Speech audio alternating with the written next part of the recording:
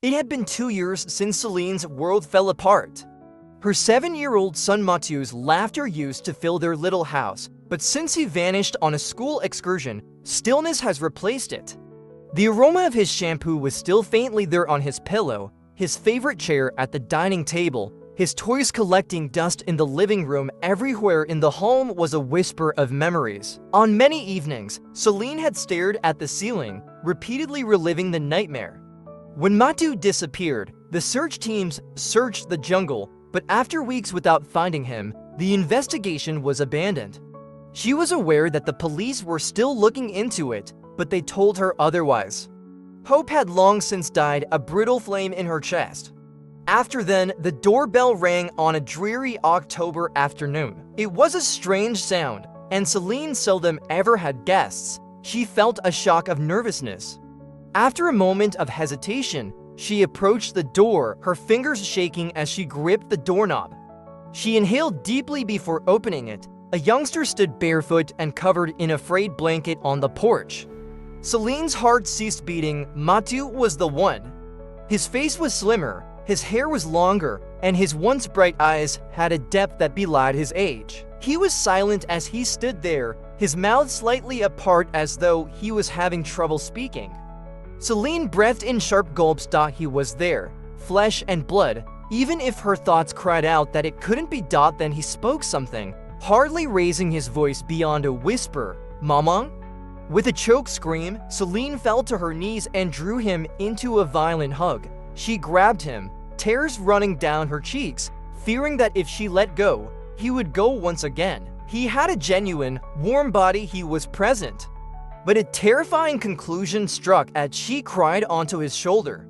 There was a problem. Mathieu did not return her hug.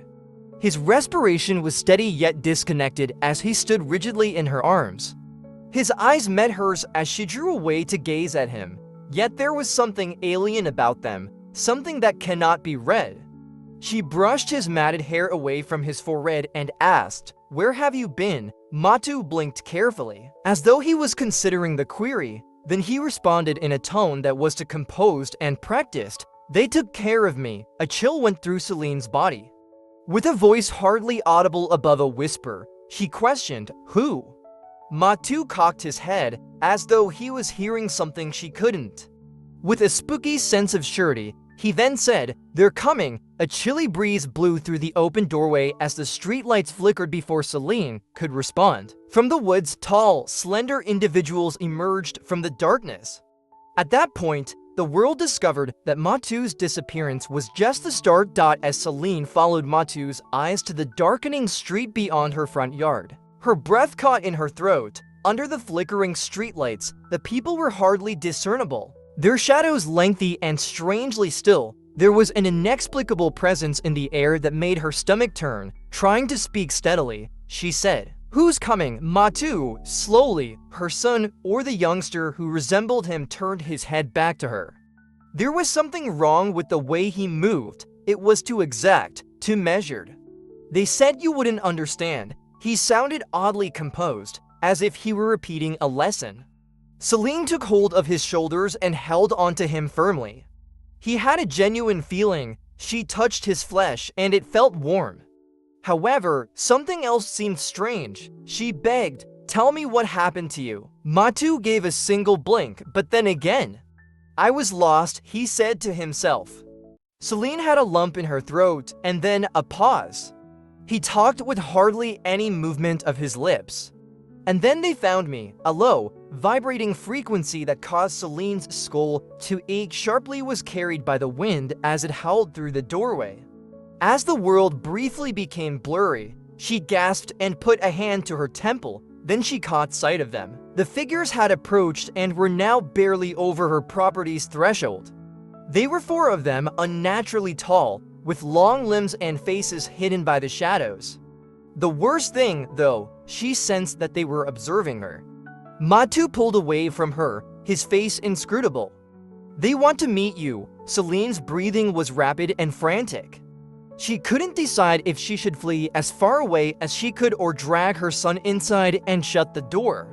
She shouted, "Who are they?" "Mathieu." Mathieu's head cocked. "They are the ones who saved me." The buzzing noise intensified, reverberating through her bones and the floor.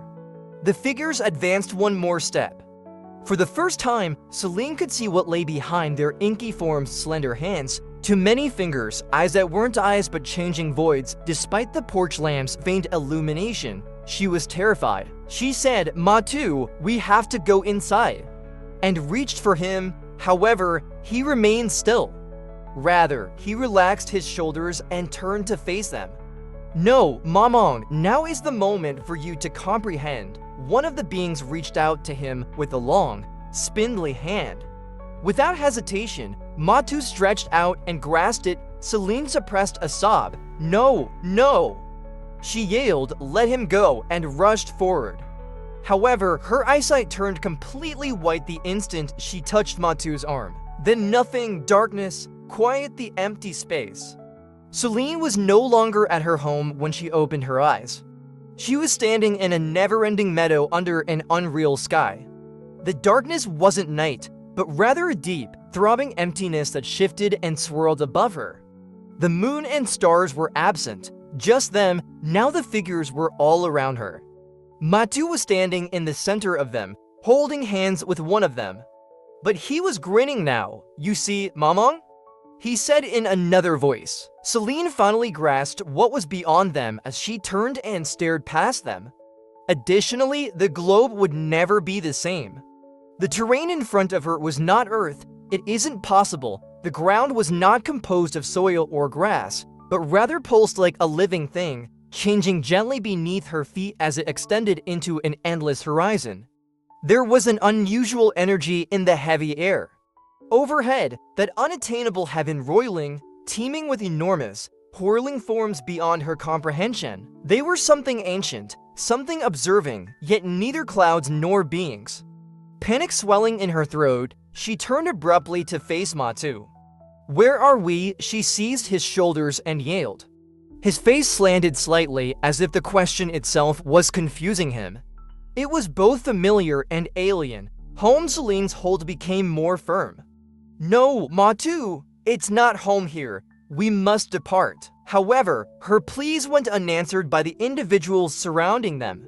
Their extended shapes towered above her, and they stood still, their presence pressing into her thoughts like an inaudible whisper. Her bones were shaking with a stronger, almost melodious hum that had shook her dwelling. "I don't understand," she said in a tremulous murmur. As he reached out and touched her cheek with a tiny palm, Matu's face softened. It was a genuine, pleasant touch from her son. "You will," he advised. The world then changed. Flashes of something deeper, something concealed underneath reality itself, emerged as the surrounding environment shifted away from them like slow-motion paper burning. Past her childhood bedroom, Matu's birth, and his disappearance in the wilderness, Celine saw moments that flashed like fragments of a mirror, dispersed and reassembled in ways that were inconceivable. Then her home. She was back on her porch for a moment. The street was deserted, the individuals had vanished, and the front door remained open. Was everything a hallucination? A bad dream? However, Matu was there at the doorway as she turned around. His eyes were now entirely black. "You were never meant to remember, Mamong," he said in a low voice. Her blood froze. The blackness swept forward before she could move, encircling her like living tentacles. Her eyes, ears, and thoughts were all filled with it. Then the truth: it was in a hospital bed when Celine awoke. The fluorescent lights above her were bright and buzzing. In the antiseptic, white room came the constant beep of a heart monitor. She reached up with trembling hands, feeling her face and body. She was genuine. Here she was when she saw Celine awake. A nurse hurried in, gasping.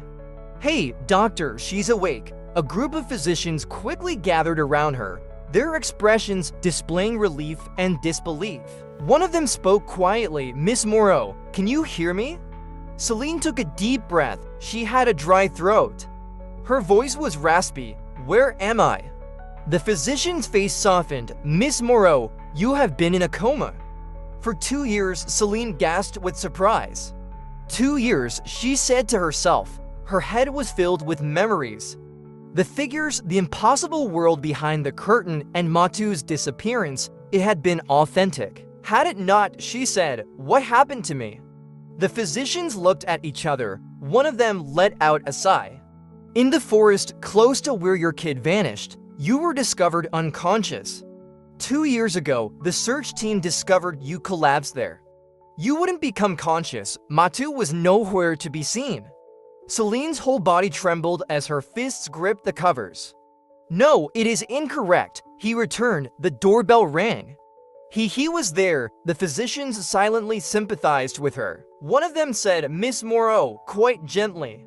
Your house was deserted. You didn't ever leave the hospital. Celine's heart was racing. No, she said in a whisper. No, that's not true. Doubt, however, began to creep in as she talked. Was everything a dream, a delusion brought on by a coma? Did she construct everything in her head to deal with losing Ma to the numbers, the humming, the shifting world? Her breath was ragged as she pushed her palms to her temples. She said in a whisper, Matu. The lights suddenly began to flicker. Her ears rang with a high-pitched, piercing frequency. For a moment, like a glitch, the hospital room was obscured. Additionally, in the monitor's mirror next to her bed, she caught sight of him. Matu watching from the corner of the room, his black eyes shone brightly. A faint, knowing smile curls his lips. Celine became aware of the reality at that same instant. She hadn't gotten away. She had never run away. The sound of buzzing intensified. Once more, the lights flickered, then everything became dark. Please feel free to subscribe for more motivational stuff and leave your ideas in the comments section.